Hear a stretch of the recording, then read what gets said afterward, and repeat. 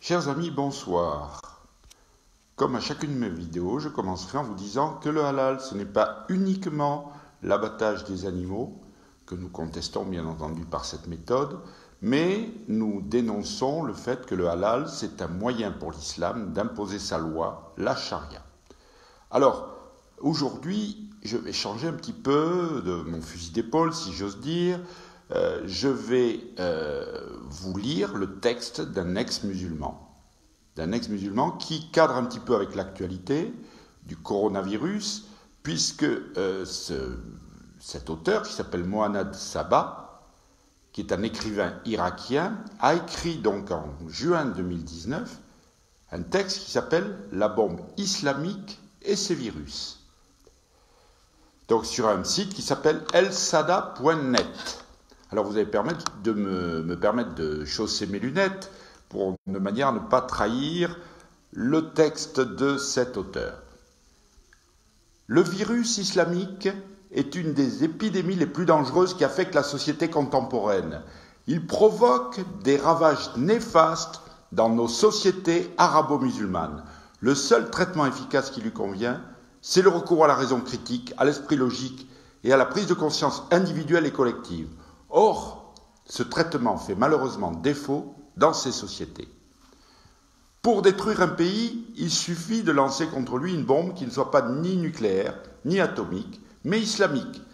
Celle-ci est capable de l'écraser, de l'anéantir complètement. Vous voyez, ce n'est pas un islamophobe, c'est quelqu'un qui connaît l'islam de l'intérieur. Il continue. La bombe islamique se distingue des autres, c'est qu'elle est imprégnée d'une multitude de virus très dangereux, comme l'interdiction, l'obligation, le halal, on y revient, qui est le licite, le haram, qui est l'illicite, le paradis, le feu, l'enfer. Mais elle se distingue aussi par le djihad, la fornication, le nikah, comme ils disent, qui veut dire mariage aussi, l'esclavagisme sexuel, l'esclavagisme humain, le sectarisme, la discrimination, le mensonge, la dissimulation, l'hypocrisie, l'intimidation, le meurtre, les houris, les fatwas, etc. Vous voyez qu'il ne ménage pas ses critiques. Ces virus provoquent l'émergence de germes et de bactéries étranges, appelés hommes de religion, mufti, prédicateurs, imams, chouyouk, ouléma, mollah, ayatollah, etc. Ils ont une silhouette spécifique et sont d'habitude dotés d'une barbe courte ou longue, parfois multicolorée, au nez. Ils portent souvent un chapelet, un cure-dent, le siwak, un turban blanc ou noir, et des bagues aux doigts. Il faut bien noter que pour identifier ces germes, l'observateur externe ou le technicien dans un laboratoire n'a nul besoin d'un microscope. Leur taille est suffisamment grande, ils sont visibles à l'œil nu, par conséquent, ils sont extrêmement nocifs pour la santé mentale.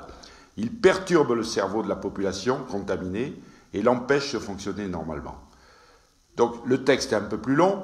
J'ai évidemment choisi des extraits qui disent quand même ce qui doit être dit, ce qui doit être pensé, ce qui doit être connu de tous à propos de l'islam. Parce que, effectivement, on a l'habitude de dire que les musulmans sont les premières victimes de l'islamisme. Mais ils se sont les premières victimes de l'islam, c'est-à-dire qu'ils subissent depuis la naissance un lavage de cerveau, bien entendu, qui fait que, pour les plus fragiles d'entre eux, il y en a bien sûr qui deviennent ces déséquilibrés, qui peuplent nos rues et qui cherchent à faire un djihad personnel, évidemment, avec un couteau de cuisine ou d'autres instruments. Voyez un petit peu l'enchaînement. Et ces personnes, et monsieur Mohanad Saba, n'est pas seul. Il y a beaucoup, heureusement, et c'est un facteur, c'est un grand facteur d'espoir.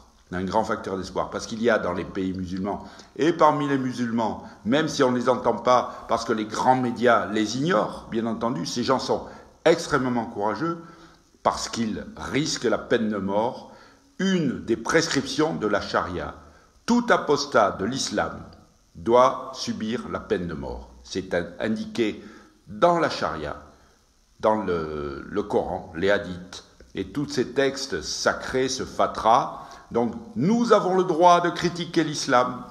Nous ne critiquons pas les musulmans qui sont les premières victimes de cette idéologie mortifère, mais nous continuerons à réclamer et à appliquer notre droit de critiquer l'islam. Voilà ce que je voulais vous dire. Donc, dans le cadre de la lutte contre le halal, nous sommes amenés obligatoirement et logiquement à nous interroger sur l'islam. Voilà, chers amis, ce que je voulais vous dire ce soir.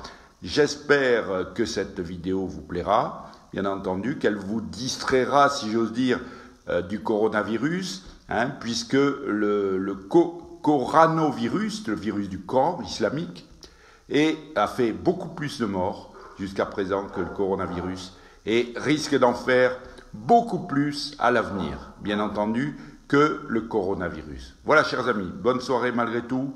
Ne perdez pas le moral. Nous survivrons à toutes ces crises et nous les surmonterons.